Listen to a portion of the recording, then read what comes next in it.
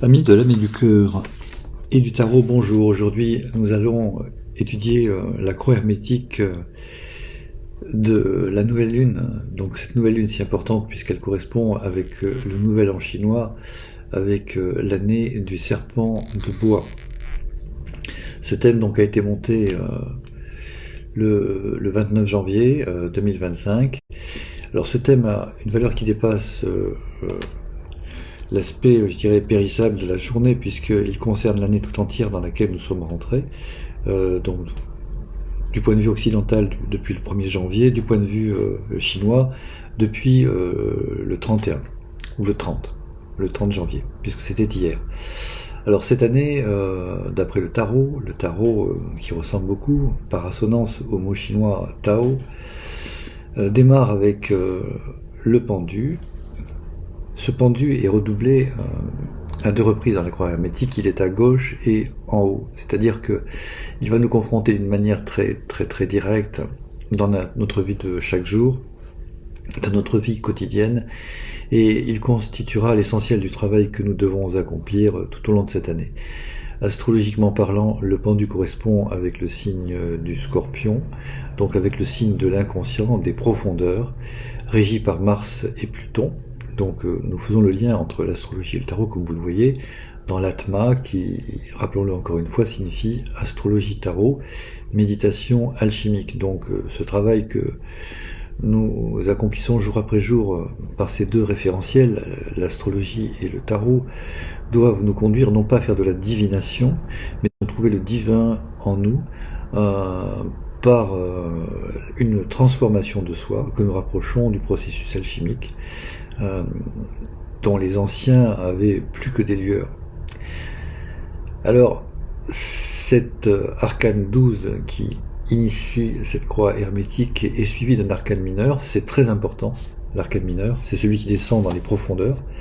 Donc dans les profondeurs de l'inconscient, nous voyons apparaître le 4 de coupe. Le 4 correspond avec Jupiter, et les coupes donc avec l'élément eau. Donc ici, ce 4 de coupe correspond à la position de Jupiter en Scorpion. Donc il y a comme quelque chose qui se précise de la première carte du tirage à la seconde. Donc nous passons donc du Scorpion à Jupiter en Scorpion. C'est l'énergie donc du 2e rayon d'amour-sagesse qui vient travailler l'aspect conflictuel qui est inhérent au Scorpion. C'est une lutte qui se déroule en général d'une manière cachée ou voilée dans l'inconscient. Ce 4 de coupe va attendrir en quelque chose notre cœur, nous ouvrir à une dimension plus intérieure et nous faire passer d'un état de conflit, d'agressivité à un état que nous pouvons, ou que certains considérons comme de la faiblesse, alors qu'en fait il s'agit de la sensibilité. Et c'est dans cette sensibilité que peut naître la conscience. Donc la douleur qui est inhérente au travail sur soi, que nous propose le tarot, nous conduit vers un état d'être qui est plus intéressant, plus positif, plus évolutif pour nous, un état de conscience plus élevé. Si nous accomplissons ce travail qui est symbolisé par l'étape 2 de cette croix hermétique, nous passons à la phase suivante, la phase ou l'étape 3, qui est symbolisée par le mat. Le mat, donc c'est une lame qui en général nous pose problème, en tout cas pose question. Elle a une particularité, celle, tout d'abord, de ne pas être marquée par un matricule. C'est une lame sans nombre. Elle a un nom, le mat, assez énigmatique, sur lequel nous n'allons pas nous attarder, mais en fait on peut réfléchir et méditer là-dessus, cela peut nous conduire assez loin, mais c'est une lame sans nombre. Sans nombre, c'est-à-dire elle est déconditionnée. C'est le nombre conditionnant, nous rattachant à la forme. Alors ce mat est en lien avec la 21e lettre hébraïque Shin. Comme le mat est à droite, le Shin sera également pointé à droite. C'est un Shin évolutif. Donc c'est le feu purificateur qui est en action et qui vient assainir en fait notre psychisme, qui est signé par la mythologie dans le signe du Verseau, dans lequel nous nous trouvons au moment de ce nouvel an chinois et au moment de cette nouvelle lune. Donc, qui est signé par le Shin, je le répète,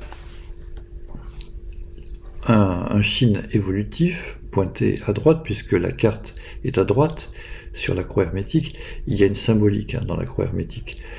Le côté gauche symbolise la forme, le côté droit symbolise les états de conscience que nous pouvons dégager par l'alchimie intérieure des expériences que nous vivons dans le monde de la forme.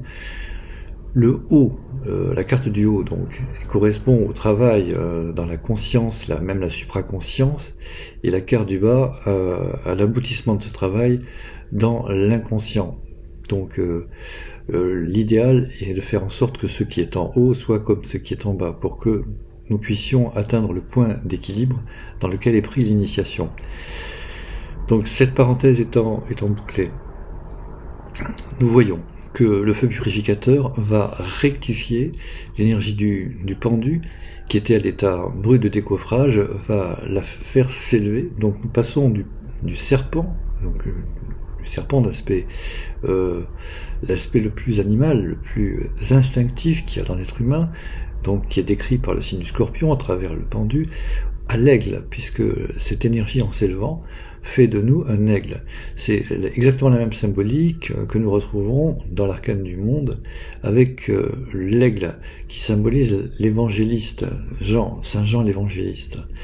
Donc au départ c'est un scorpion, c'est un serpent, et à l'arrivée cela devient un aigle, un animal, un oiseau même, qui passe de l'élément eau à l'élément air, qui change de plan. Par conséquent, ces trois cartes qui forment l'axe horizontal de cette croix hermétique nous montre le chemin qui conduit du psychique, décrit par l'élément eau, dans le spirituel, l'élément air, l'aigle par conséquent. Et cette alchimie qui nous élève en fait, se déroule dans le ciel, oui, mais aussi et surtout sur la terre. Et c'est le sens de la 5e carte, donc celle qui suit l'étape 4, donc, qui est en bas, la roue de fortune. Cette roue de fortune, l'arcane 10 du tarot, est en lien avec la Séphira Malkout, avec le royaume, dont il est à plusieurs fois question dans les évangiles. C'est celui que nous devons rechercher avant toute chose, et Jésus nous dit que tout le reste nous sera ensuite donné par-dessus, ou par surcroît, selon les traductions. Donc c'est la terre, c'est le royaume, mais c'est l'endroit où les forces involutives, celles qui descendent, rencontrent les forces évolutives. Et si nous équilibrons ces deux forces, et c'est la leçon majeure de cette croix hermétique, nous pouvons parvenir à l'initiation, qui est symbolisée sur la croix hermétique par le sphinx, ou la sphinge, qui se trouve au sommet de la roue. Dernier petit travail pour terminer cette interprétation du tarot, l'extraction de la quintessence de ce thème, nous la trouvons en partant de la valeur numérique du 4 de coupe, c'est 22. 22 correspond avec le mat. Donc pour calculer la quintessence d'un arcane, à partir de sa valeur numérique, il faut ôter 22 à son nombre. Donc là, nous faisons 22 moins 22 et nous obtenons 0, qui est l'autre valeur numérique associée au mat, puisque si nous regardons bien la carte du tarot, il n'y a pas de nombre. Et quand il n'y a pas de nombre, c'est 0. Ce 0 n'est pas vraiment un espace vide, parce qu'il n'y a pas vraiment d'espace vide, mais il marque une réinitialisation, donc le passage d'un état de conscience vers un autre. Alors, toute la question est de savoir si nous parvenons au point d'équilibre ou pas, car si nous y parvenons, il y a l'initiation, et donc nous passons dans la phase suivante, dans la classe suivante, à l'école de la vie. Sinon, il faut redoubler et repartir à 0, mais dans le même cycle. Il faut redémarrer le cycle pour apprendre la leçon qui nous est proposée par la vie. Donc c'est une année extrêmement importante que 2025, année du serpent de bois, qui nous conseille la prudence en toute chose. Soyez prudents comme des serpents. C'est la leçon contenue dans ce tirage, mais aussi elle nous est donnée par l'évangile, elle nous est donnée par le sens du signe chinois. Le serpent de bois qui associe à la notion de prudence et qui nous conseille par conséquent d'éviter toutes les situations conflictuelles, les situations clivantes, les conflits. Il vaut mieux garder un certain recul par rapport à toute chose, cultiver une attitude, je dirais, à la fois d'écoute, de méditation, afin de désamorcer toutes les situations de crise qui ne manqueront pas de se présenter. Voilà, donc je vous souhaite une très bonne année du serpent de bois, une très bonne année 2025, une nouvelle fois, à la fois à l'occidentale et à la chinoise, à travers le tarot et le Tao. À très bientôt.